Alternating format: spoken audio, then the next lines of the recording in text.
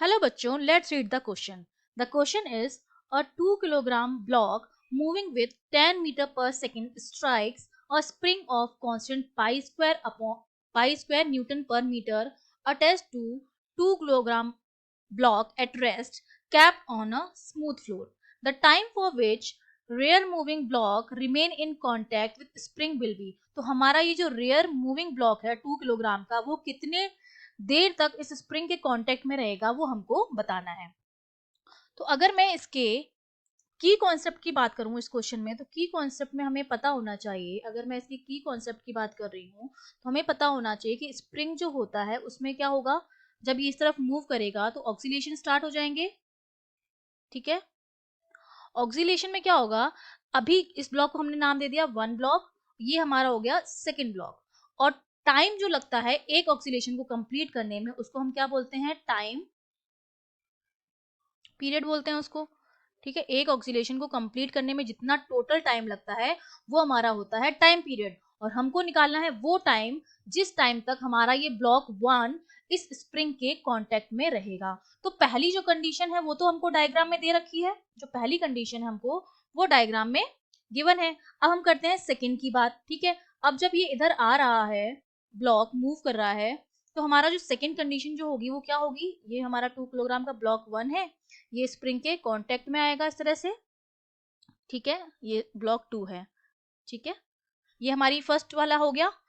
उसके बाद ये फर्स्ट वाली कंडीशन थी जिसमें इस तरफ से मूव करना स्टार्ट किया, अब ये इसके कांटेक्ट में आ गया है। सेकेंड पोजीशन में क्या होगा, ये जब इसके इस तरफ मूव करेगा तो क्या होगा, कंप्रेशन होगा, स्प्रिंग को ये दबाएगा, वेट पड़ेगा, फोर्स पड़ेगा, स्प्रिंग क्या हो जाएगी, कंप्रेस हो जाएगी। इस तरह से ये ब्लॉक 1 हो गया, ये ब्लॉक 2 हो गया। इस तरह से यहाँ पर क्या हो जाएगा, कंप्रेशन हो जाएगा। उसके बाद क्या होगा, जब मैक्सिमम कंप्रेशन हो जाएगा तो वापस से ये वाला जो ब्लॉक है वो इस तरफ से इस तरफ मूव करना स्टार्ट कर देगा, ये जो ब्लॉक 1 है वो वापस इस तरफ मूव करना स्टार्ट कर देगा। ठीक है, और एक पॉइंट ऐसा आएगा जब ये ब्लॉक क्या होगा, वापस से स्प्रिंग से कांटेक्ट में हट जाएगा, जो फोर्थ वाली कंडीशन है वो वाली कंडीशन वापस रिपीट हो जाएगी। ठीक है, तो ये हमारी क्या कंडीशन हो गई, ये ब्लॉक जो हो गया वो इससे हट गया, और ये हो गई स्टार्टिंग वाली हमारी कंडीशन। अब आप देख रहे हैं ये हमारा फर्स्ट नंबर की कंडीशन थी, फिर ये सेकेंड नंबर की कंडीशन, ये थर्ड नंबर की, ये फोर्थ जिसमें एक्सटेंशन हो रहा है,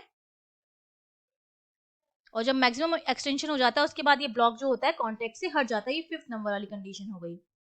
ठीक है, अब क्या हो रहे हैं, हमारे पास 4 प्रोसेस हो रहे हैं, 1 to 2 में चेंज, फिर 2 से 3 में चेंज, फिर 3 से 4 में चेंज, और 4 से 5 में चेंज। 4 प्रोसेस हो रहे हैं हमारे पास, जो चेंज है वो 4 हो रहे हैं, और एक कंडीशन से दूसरी कंडीशन आने में जो टाइम लगता है वो हमारा कितना हो जाएगा, इसमें जो टाइम लगेगा वो कितनी देर तक कांटेक्ट में रहेगा, एक तो यहाँ पर कांटेक्ट में है ये, और यहाँ पर कांटेक्ट में है, एक चेंज यहाँ पे हुआ, एक चेंज यहाँ पे हुआ, मतलब T/2 टाइम तक क्या रहेगा, कांटेक्ट में रहेगा हमारा मास m1। ठीक है, क्योंकि टोटल ऑक्सीलेशन जो है, टोटल टाइम पीरियड क्या है, T है, उस T को हमने 4 पार्ट में डिवाइड किया है, T/4, T/4, T/4, T/4। ठीक है, अब ये दो जो थे उस टाइम तो ये कांटेक्ट में था, और दो टाइम पे ये कांटेक्ट में नहीं था, तो T/4 प्लस T/4 कितना हो गया, T/2 हो गया, क्योंकि यहाँ पर कांटेक्ट में है ये वाला T/4, और यहाँ पर कांटेक्ट में है ये T/4, उसके बाद ये अलग हो गया स्प्रिंग से, और यहाँ भी अलग था इस कंडीशन में, तो टोटल T/2 टाइम तक M1 ब्लॉक हमारा क्या रहेगा, कांटेक्ट में रहेगा, और इसी की हमें क्या करनी है, कैलकुलेशन करनी है। अब हमें पता है कि जो टाइम पीरियड होता है स्प्रिंग के लिए, that is given by the formula